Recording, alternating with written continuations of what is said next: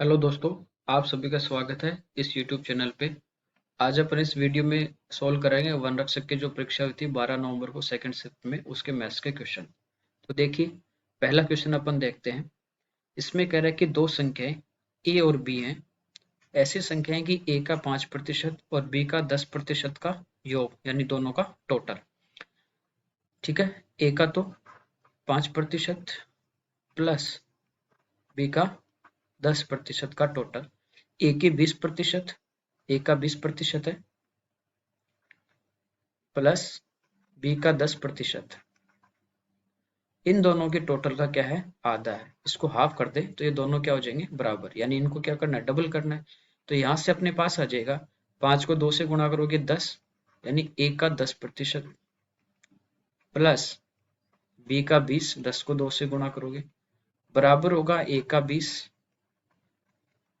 Plus B का 10%। ये आपस में क्या है, बराबर। अब देखिए, सब में परसेंटेज का साइन है, ये आपस में कैंसिल हो जाएगा। आपको बट्टे में 100 नहीं करना, करोगे तो भी 100 से 100 क्या हो जाएगा, कैंसिल हो जाएगा। अब देखिए, सभी में ये एक जीरो भी कैंसिल हो गई। ठीक है, यहाँ पे देखिए है और ये ए है, तो ये माइनस होगा, तो यानी कितना बचेगा, दो में से एक हो जाएगा तो ए। ये 2b है और ये b इधर आके माइनस होगा, तो ये कितना बचेगा, b। यानी ए और b बराबर है। इसका मतलब दोनों का जो रेशियो है वो होगा 1:1 का। ये क्वेश्चन था। अगला देखिए, अगले में आपको कह रहा है कि ए और बी ने संयुक्त रूप से एक व्यवसाय शुरू किया। दोनों ने मिलकर एक व्यापार प्रारंभ किया। ए का निवेश बी के निवेश का 3 गुना। ठीक है, देखिए दो व्यक्ति हैं अपने पास, ए और बी। ए का जो निवेश है वो बी का 3 गुना है। तो बी ने यदि 1 रुपया लगाया है व्यापार में, तो ए कितने रुपए लगाएगा, 3। उसके निवेश की अवधि बी के निवेश की अवधि की दुगनी है। यदि ये 1 साल के लिए लगा रहा है, तो ये कितने साल के लिए लगाएगा, 2 साल के लिए। ठीक है, बी का लाभ दिया 4,000 रुपए, तो उनका कुल लाभ आपको पूछा है। तो देखिए, करना क्या है, यदि पार्टनरशिप अपन जब पढ़ते हैं तो देखते हैं कि यदि दोनों सेम टाइम के लिए लगा रहे हैं, तो जो उनका रुपयों का अनुपात होगा उसमें अपन प्रॉफिट का रेशो, प्रॉफिट है वो डिवाइड करते हैं। यदि अमाउंट सेम है, टाइम अलग अलग है, तो टाइम के रेशियो को जो होगा उसी में अपन क्या करते हैं, प्रॉफिट डिवाइड करते हैं। यदि टाइम, समय और धन दोनों अलग अलग हैं, तो दोनों को मल्टीप्लाई करते हैं इस टाइप से, और फिर जो अनुपात आएगा उसमें अपन लाभ को बांटते हैं। तो यहाँ से देखिए, रेशियो आपके पास आ गया 6:1। यानी बी को 1 रुपया मिलेगा लाभ का, तो ए को मिलेगा 6। अब कह रहा है कि बी को लाभ के रूप में 4,000 मिले। यहाँ पे बी का जो मान है वो 1 है, और ये किसके बराबर दिया है, 4,000 के बराबर। आपको पूछा कुल लाभ दोनों का, तो दोनों को देखिए कितने का लाभ हुआ, 6 और 1 7 का। एक का मान 4,000 है, तो 7 से आप गुणा कर दोगे 4,000 को, तो 7 गुणा 4 यानी कितना आ जाएगा, 28,000 आ जाएगा। ठीक है, अगला देखिए, अगले में कह रहा है कि किसी संख्या के 4/5 भाग और 3/4 भाग का अंतर 4 है, तो संख्या क्या होगी।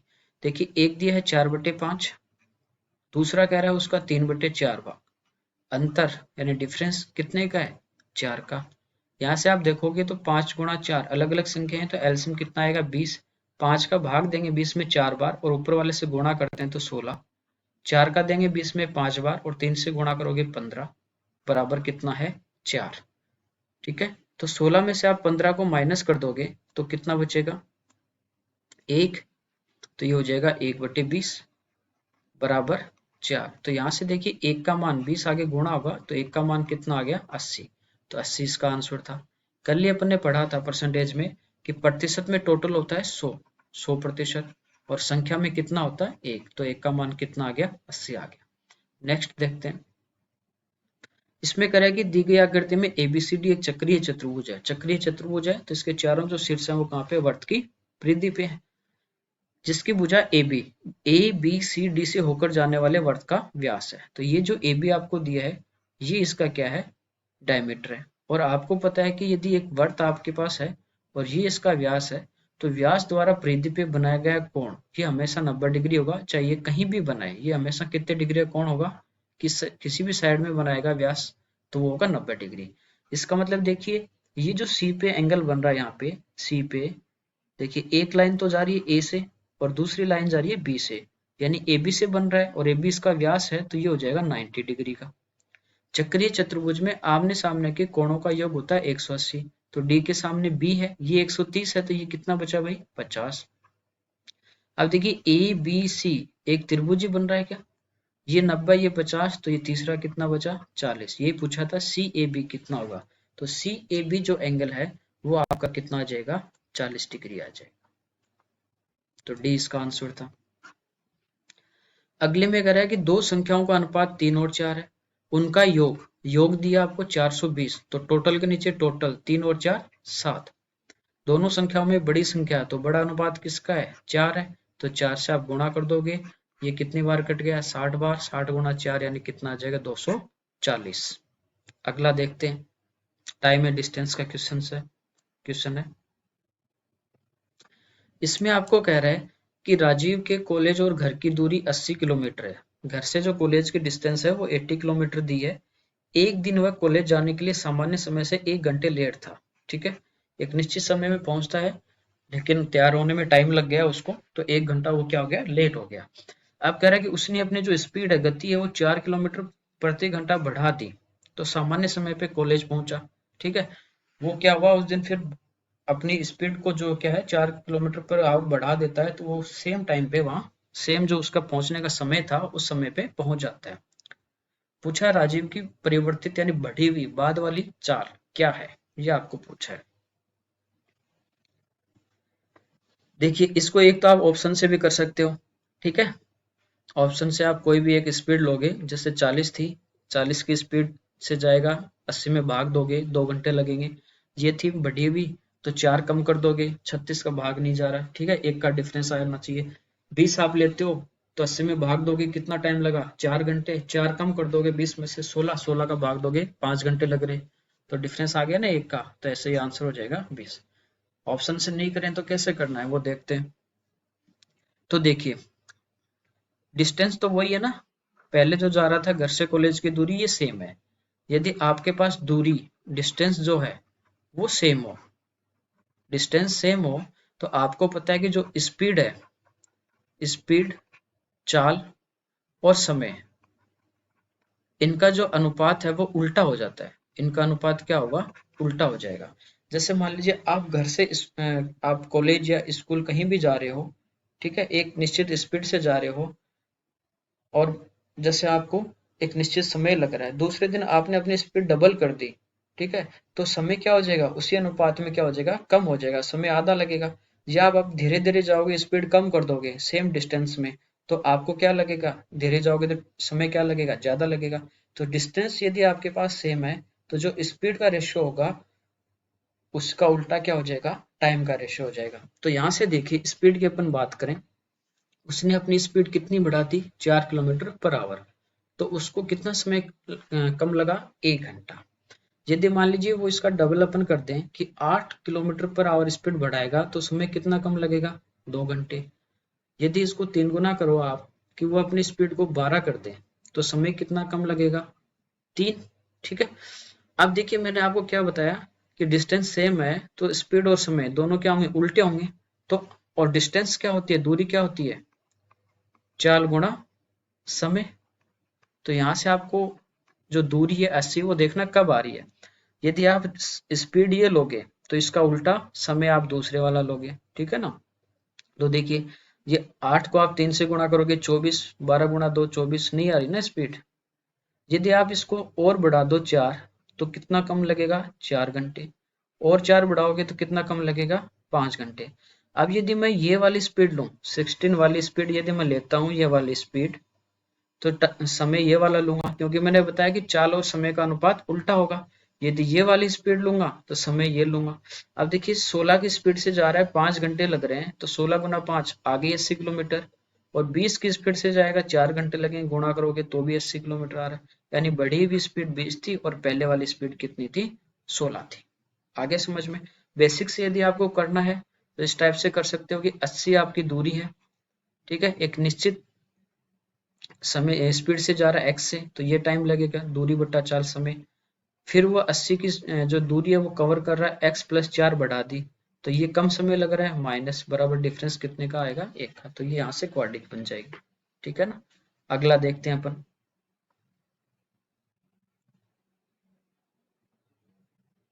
इसमें कह रहा है कि 43,582 की निकटतम संख्या जो 25, 50, 75 में से प्रत्येक से विभाज्य हो जाए। ये आपको दिया था तीन संख्या, इनमें से क्या होनी चाहिए, डिवाइड होनी चाहिए। तो सबसे पहले देखिए 25, 50 में 25 है, 75 में 25 है, 25 से भाग जा रहा है, इसका मतलब होता है कि लास्ट के दोनों डिजिट या तो जीरो हो या लास्ट के दो डिजिट में क्या होना चाहिए, 25 का भाग जाना चाहिए, तो चारों में जा रहा है। ठीक है, 25 की आप बात करोगे तो 25 के टुकड़े हो गए 5 गुणा 5, तो 25 का तो चारों में जा रहा है। 50 की अपन बात करें तो 25 गुणा 2। ठीक है, तीसरा अपन बात करें 75 की, तो 75 के आप टुकड़े देखोगे तो ये होगा 25 गुणा 3, तो 25 का सभी में जा रहा है। इसके बाद देखिए यहाँ पे 3 भी है, 3 की अपन बात करें तो जो अंकों का योग होगा उसमें किसका भाग जाना चाहिए, अंकों के योग में 3 का भाग जाना चाहिए। तो अंकों का योग करोगे 4 3 7 6 13, तो इसमें तो 3 का जाएगा ही नहीं। 5 5 10, 3 13 4 17, इसमें भी नहीं जाएगा। 5 4 9 और 3 12, अंकों का योग 12 हो रहा है, तो इसमें 3 का भाग जाएगा। इसमें अपन देखें 6 4 10, 3 13 और 5 18, इसमें भी 3 का भाग जाएगा। ठीक है, तो इसमें 25 का भी जा रहा है, 3 का भी जा रहा है, इन दोनों संख्याओं में जा रहा है, और 2 का भी जा रहा है। तो अब देखना ये दो संख्या आपके पास आ गई। अब इसमें से देखना कि 43,582 की निकटतम कौन सी है, डिफरेंस किसका कम आ रहा है। तो ये तो 43,500 यानी 82 से कम है। इसकी अपन बात करें तो डिफरेंस देखिए कितने का आ रहा है, 50 और 18, ये कम आ रहा है, तो इसका आंसर कौन सा आ जाएगा, डी आ जाएगा। खाली इनके टुकड़े करने थे और देखना था कि डिवाइड हो रहा है कि नहीं हो रहा डायरेक्ट आपको। अगले में कह रहा है कि ए का मान 11 है और बी का मान 9 है। पूछा A square plus B square plus A B upon A cube minus B cube का मान क्या होगा। यदि आपने फॉर्मूले याद कर रखे हैं अलजेब्रिक, तो देखिए ऊपर तो दिया है A square plus B square plus A B upon A cube minus B cube का फॉर्मूला होता है A minus B, A square plus B square और प्लस ए बी। ये इससे कटेगा, यानी ये क्या आ जाएगा, 1 अपॉन ए माइनस बी। यदि ये आपको इसका फॉर्मूला याद था तो आपको पता था कि ये वाली टर्म तो कैंसिल होगी, डायरेक्ट अपॉन में बचेगा 1 अपॉन ए माइनस बी, और ए का मान 11 है और बी का 9 है, तो 11 माइनस 2 यानी कितना आ जाएगा, 1/2। अगला देखते हैं।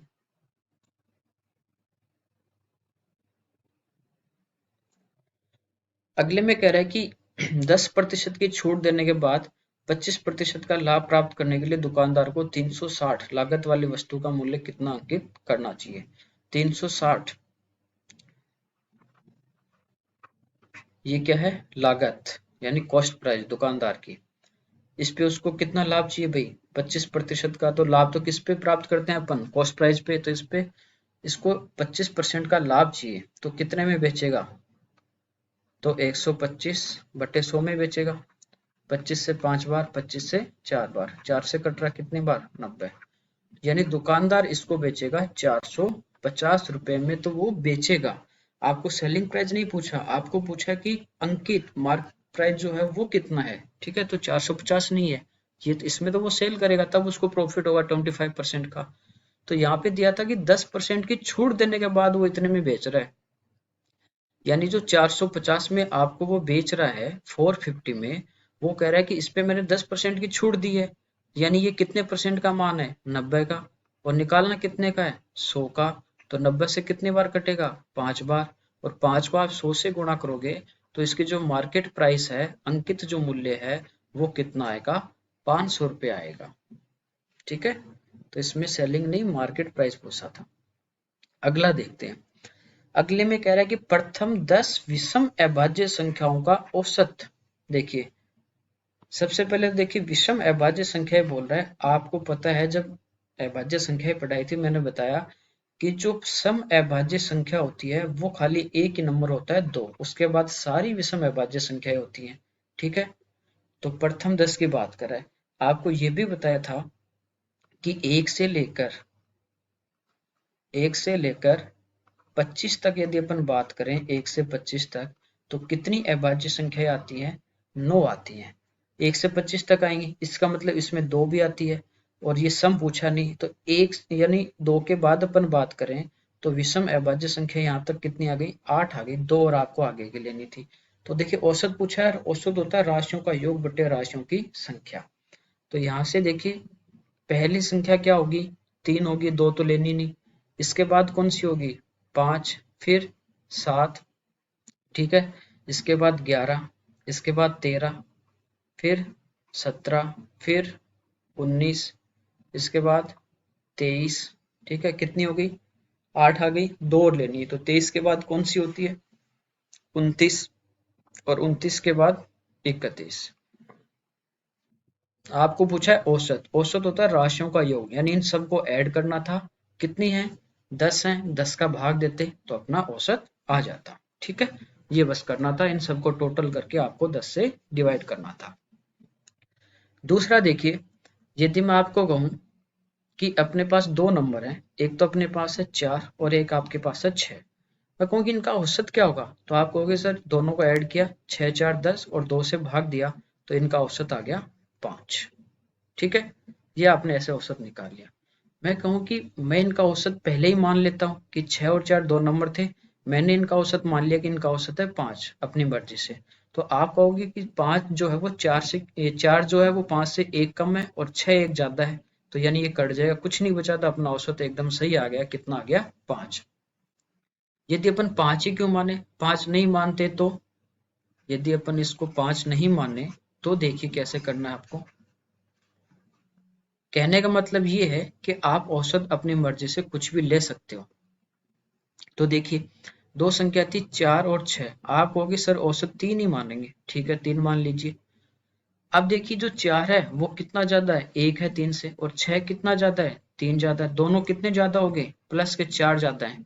तो दो संख्या है तो 2 का आप भाग दोगे, यानी जो आपने औसत माना था उसमें कितना ऐड कर दोगे, तो 3 में आप कहोगे 2 ऐड कर देंगे, यानी औसत कितना आ गया आपका, 5 आ गया। माइनस में आता तो कम कर देते। ठीक है, कहने का मतलब ये है कि एवरेज आपको निकालना है, तो आप जो आपको नंबर दिए इनमें से आप कोई भी नंबर इनके बीच का आप औसत मान सकते हो। तो ये 10 नंबर आपको दिए हैं, आप औसत 10 भी मान सकते हो, आप 12 भी मान सकते हो, आप 15 भी मान सकते हो, आप 20 भी मान सकते हो, आपकी मर्जी है कि आप औसत कितना मान रहे हो। डायरेक्ट तो आपको पता है सबको ऐड करके भाग देना है, मैंने मान लिया कि इन सब का जो एवरेज है, औसत जो है वो मैंने मान लिया इनका औसत कितना है, 15।